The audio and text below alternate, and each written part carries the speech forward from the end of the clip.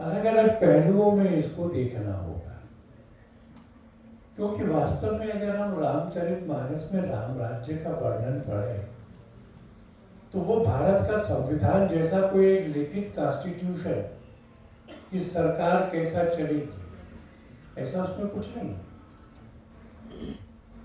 समाज कैसा चलेगा ये भी है, राज्य कैसा चलेगा ये भी है, छोटे छोटे सूत्रों में से है। और इसलिए राम राज्य, क्या हम राम राज्य के योग्य बनेंगे? दो उदाहरण आपको दूंगा मैं पहले समाज के बाद। 5 अगस्त को सरसंघ चालक जी ने एक प्रश्न किया, यहां तो राम मंदिर बन जाएगा और लोग आकर पूजन भी करेंगे उसका, पर क्या हम सबके हृदय में भी राम जी को प्राण प्रतिष्ठित होना चाहिए कि नहीं? और 22 जनवरी को उन्होंने श्री मोदी के उपवास का, जमीन पर सोने बाकी सब चीजों का वर्णन किया और कहा कि उन्होंने तो तप किया, हम क्या करेंगे? राम राज्य के नागरिक होने के नाते वैसा अपना जीवन बनाने की एक आकांक्षा, क्योंकि राम राज्य में तो सब लोग धर्म का पालन करने वाले थे, कोई एक भी नहीं था जो धर्म के विरुद्ध आचरण करे। तो ये तो समाज की व्यवस्था है। मुकदमा कैसा आता था? किसी ने अपनी जमीन बेच दी, जिसने खरीदी उसने हल चलाया तो उसमें एक सोने की मोहरों वाला घड़ा मिला। वो गया बेचने वाले के पास में कि मैंने भूमि खरीदी थी, ये घड़ा है, ये तो मेरा नहीं है, ये तो आपका है। उसने कहा क्या बात करते हो, जब मैंने जमीन बेची तो जमीन में जो था वो सब बेच दिया, ये तो तुम्हारा है। बात बढ़ गई, राजा के पास मुकदमा गया, बेचने वाला कह रहा कि खरीदने वाले का है, खरीदने वाला कह रहा है कि बेचने वाले का है। ऐसा मुकदमा, धर्माधारित जीवन बनाना। मैंने भगिनी निवेदिता का एक वाक्य कहीं पढ़ा और वो वाक्य ऐसा है कि स्वाधीन देश में नागरिक अनुशासन ये देशभक्ति होता है। तो क्या उस अनुशासन का हम पालन करते या उस अनुशासन को भंग करके अपना काम निकाल लिया, इसमें चतुराई मानते हैं? तो जो नियम बनते हैं, कानून बनते हैं, व्यवस्था बनती है, उसका सम्मान करना। और जो सबसे बड़ी बात पूरे राम जी के जीवन में है और जो आज बिगड़ गई है, आज संविधान में अगर पूछा जाए कि फंडामेंटल राइट्स कौन कौन से हैं, तो ये सबको पता है। ड्यूटीज कौन सी है तो नहीं पता है। अधिकार चेतना है, उस अधिकार को एनफोर्स करने के लिए संघर्ष है।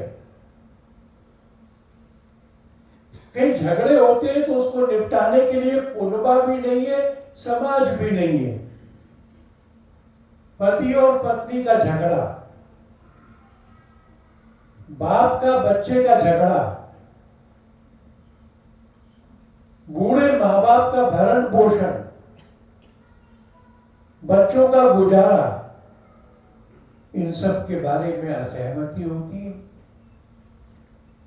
और ये असहमति होती है तो ये निपटाई कैसे जाती है? ना कुनबा ना परिवार, पुलिस और वकील, कोर्ट। क्या समाज के संबंधों का निर्धारण कोर्ट और पुलिस कर सकती है? तो फिर सब लोग अपने कर्तव्य का पालन करेंगे तो सबको अपने अधिकार सुरक्षित हो जाएंगे। किसने कहा कि राम बन जाओ? उनके पिता ने तो कहा, मैं तो अपने वचन से बंधा हूं राम, मैं तुम्हें सलाह देता हूं कि तुम विद्रोह करो, मुझे बंदी बना लो और राजा बने रहो। लक्ष्मण जी ने भी आग्रह किया। अकेला एक ही व्यक्ति तो तैयार था कि वो वन को जाए, बाकी तो सारी अयोध्या, और अयोध्या ही नहीं, जब सुमंत्र को कहा भगवान ने कि लौट जाओ तो घोड़े भी आंसू बहा रहे थे, वहां खड़े हुए भील भी आंसू बहा रहे थे। दो चीजें, प्रत्येक ने अपने कर्तव्य का पालन करना और प्रत्येक ने अपनी मर्यादा में रहना। सब नदियां अपना पानी उंडेल गई, वर्षा घनघोर हो जाए तो प्रलय से पहले तक समुद्र अपनी मर्यादा में रहता है। युद्ध के कठिन स्थिति में जब लक्ष्मण ने कहा ब्रह्मास्त्र छोड़ूं, तो राम ने कहा ये नियम के अंतर्गत नहीं आता। अपने अंतर के अंदर यह दृढ़ता बनना, नागरिक अनुशासन का पालन करूंगा, कर्तव्यों का पालन करूंगा, अपना जीवन हिंदू व्यवस्था के अनुसार बनाऊंगा। ऐसा समाज जब खड़ा होता है तब हम राम राज्य की ओर बढ़ने के सुपात्र हो जाते हैं। राम के आंदोलन से ये सारी वृत्तियां नहीं जागी होंगी, और राम के प्रतिष्ठित हो जाने से ये सब वृत्तियां देश में जागेंगी।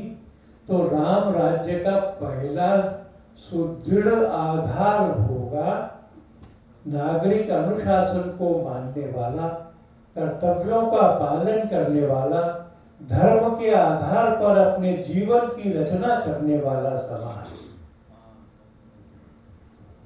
तो ऐसा समाज क्या समरस होगा? उसमें परिवार व्यवस्था का क्या योगदान होगा? मैं थोड़ा सा एक स्टेटमेंट का जिक्र करना चाहूंगा, स्वामी प्रसाद मौर्य की, ढोल गवार शूद्र पशु नारी